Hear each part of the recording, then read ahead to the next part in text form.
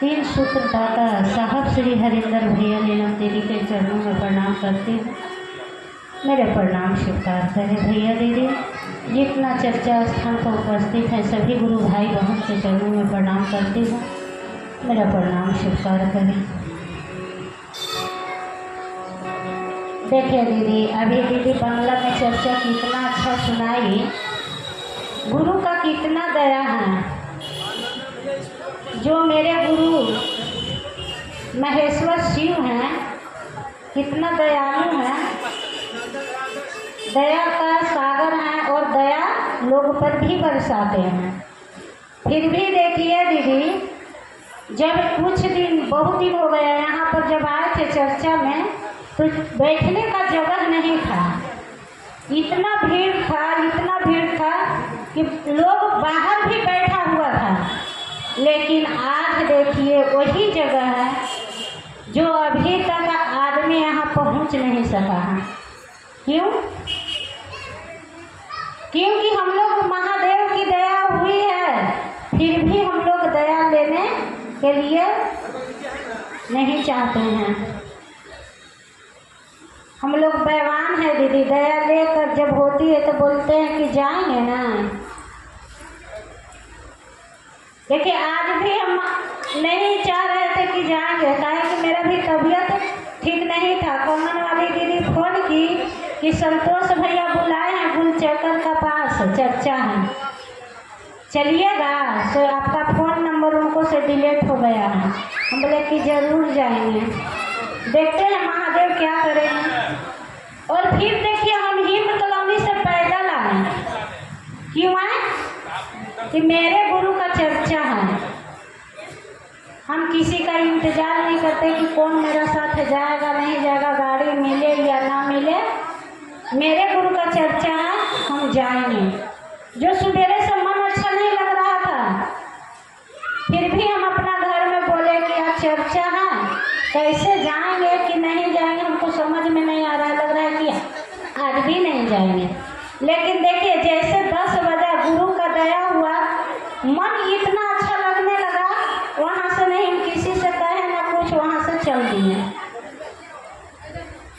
तो गुरु का दया, साहब कहते थे दया हम लोग ले लेते हैं दीदी, लेकिन ये मनुष्य का इतना है, मनुष्य का अनमोल है कि हम लोग दया लेकर और किसी का पास नहीं पहुंचाते थे। मन क्या चीज़, मनुष्य तन बेकार ही है। मनुष्य तन कौन काम का है कि जो शिव को गुरु बनाए और दया लेकर हम लोग किसी का पास नहीं जाएंगे, नहीं बताएंगे, उसको शिव से नहीं जोड़ेंगे, तो क्या भजन गाने से कुछ भी नहीं होता है दीदी। हर घर में ऐसा नहीं, कौन ऐसा आदमी है कि परेशान नहीं है, सब कोई परेशान है। कोई कुछ से, कोई कुछ से, कोई कुछ से। फिर भी देखिए महेश्वर शिव इतना दयालु है, जब हम लोग ध्यान करते हैं तो वो जो दुख दर्द भी होता है वो बहुत हल्का हो जाता है। तो जब हम लोग अपना बनाए हैं तो जाने का प्रयास करेंगे। शिव गुरु का चर्चा है, वहाँ पर घोषणा करेंगे। यहाँ तो इधर तो सब हो गया है दीदी, लेकिन देखिए मेरा भी बहुत अनुभूतियाँ, जब से हम शिव को गुरु बनाए हैं, जब से बहुत अनुभूतियाँ मिला, इतना अनुभूतियाँ मिला कि हम कह नहीं पाएंगे। यहीं पर जो आगे है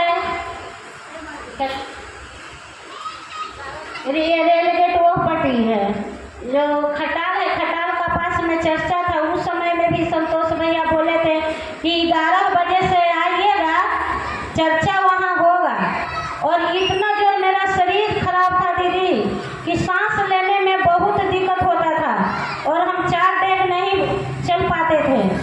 फिर भी देखिए उस दिन हम बहुत रोए, बोले कि मेरे गुरु का चर्चा है, हम कैसे जाएंगे। एक दीदी का पास किए फोन, वो दीदी ने कही कि विधाननगर भर्ती हो जाइए, और ये बात लेकर हम बहुत रोए। हम बोले मेरे गुरु का चर्चा है और संतोष भैया बुलाए हैं चर्चा में, हम कैसे विधाननगर भर्ती हो जाएं। अब गुरु का चर्चा में नहीं जाएंगे।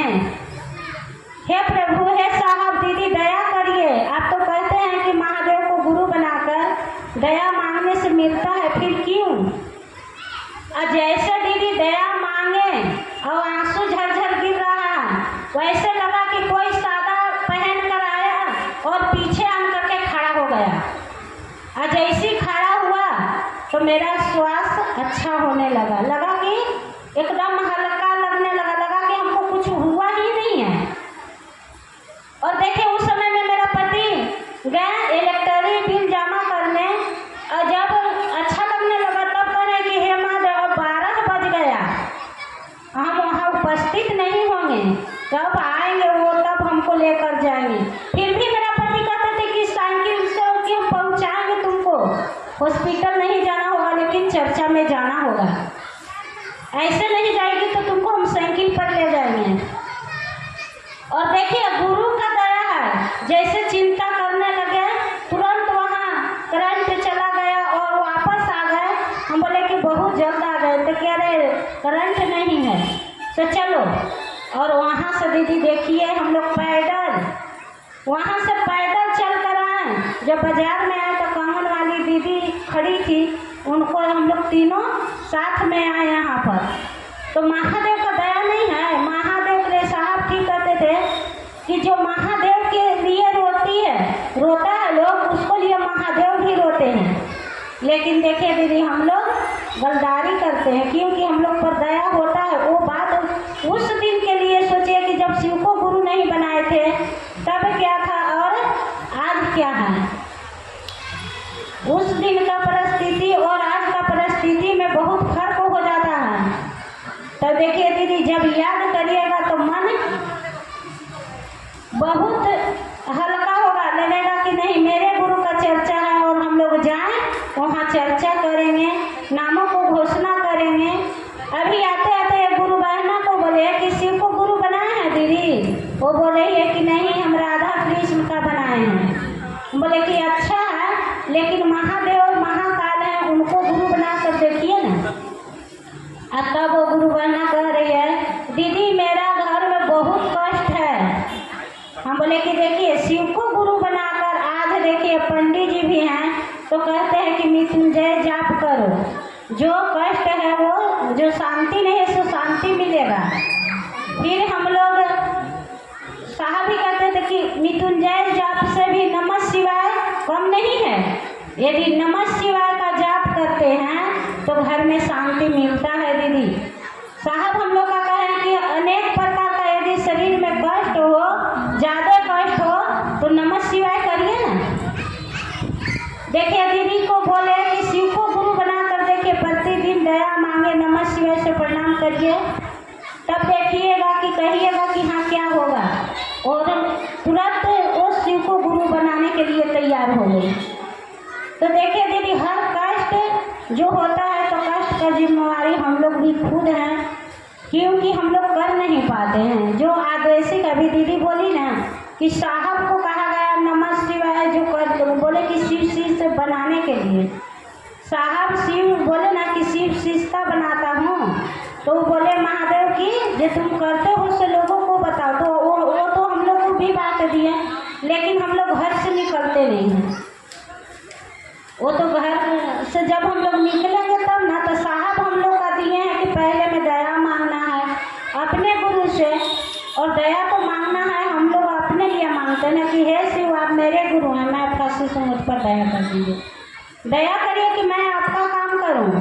और कष्ट के लिए दीदी तो मांगा जाता है। ऐसे साहब ये नहीं कहें कि नहीं, जिसका कष्ट है तो महादेव को नहीं कहेंगे तो किसको कहेंगे। यदि लोगों को कहेंगे तो लोग मजाक उड़ाता है, और महादेव को कहेंगे तो महादेव दुख को हरते हैं।